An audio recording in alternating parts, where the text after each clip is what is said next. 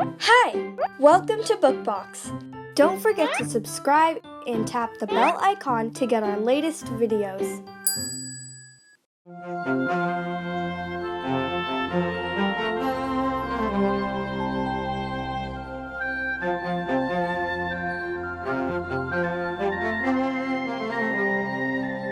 Tuketi, yani ndoo. Na inasimuliwa na Bookbox.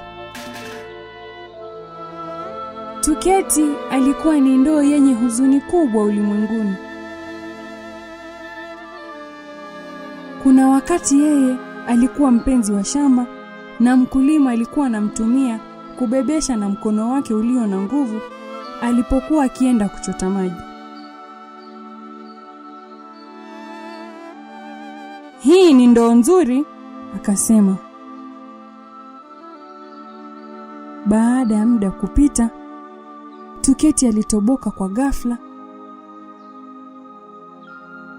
Akawa hana faida. Ina faida gani ndoo iliyotoboka? Akatamka. Tuketi alitupwa pembeni mwa shamba. Aliachwa nje kwenye mvua na jua na kuanza kushika kutu. Wakati mwingine alikuwa akitupwa kila mahali. Nitaitupilia mbali ndoo hii, mkulima alisema kimoyomoyo. Tuketi hakutaka kutupwa mbali. Alishikwa na huzuni kubwa, ili hali marafiki zake shambani walijaribu kumchangamsha. Hata Kichakulo alimsaidia kusimama wakati aliangushwa, na ndege walimshangilia na kupiga mabawa yao. Usijali Tuketi, walisema kwa unyenyekevu. Tuketi alijaribu kuwa na furaha, lakini ilikuwa vigumu sana. Siku moja, msichana mdogo alikimbia kwenye shamba na kusimama mbele yake. Akamhurumia na Tuketi akangoja mateke kama kawaida, na kwa ghafla alisikia, "Nzuri!" Hapo alijikuta akipesa na kuchungulia chini ya mpira wa maji. Msichana alikuwa anamwosha. Alijisikia kama vipande vya kutu vinaanguka na hisia zake kuamuka.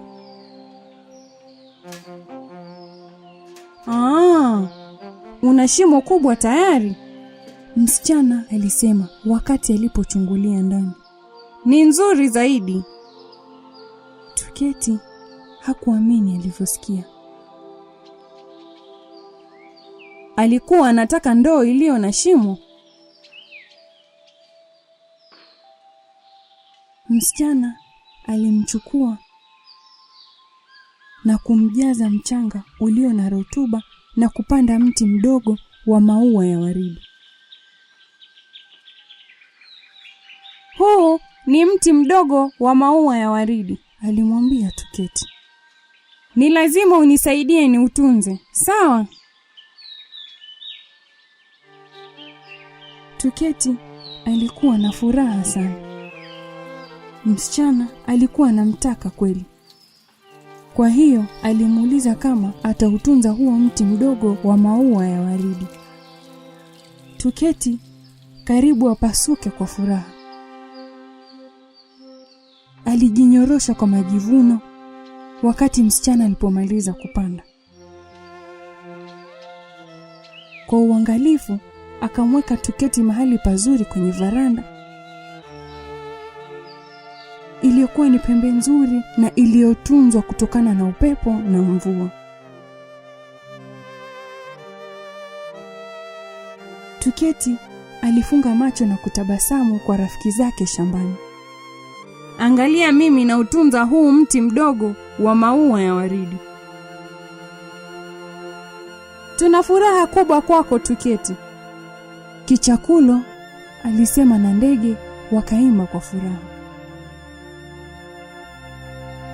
Tuketi aliutunza mti wa maua ya waridi,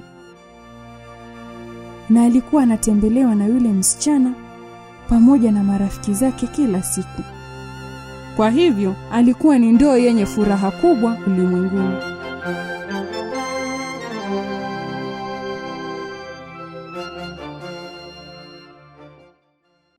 Hey there!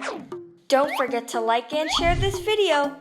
Also, please leave your comments below.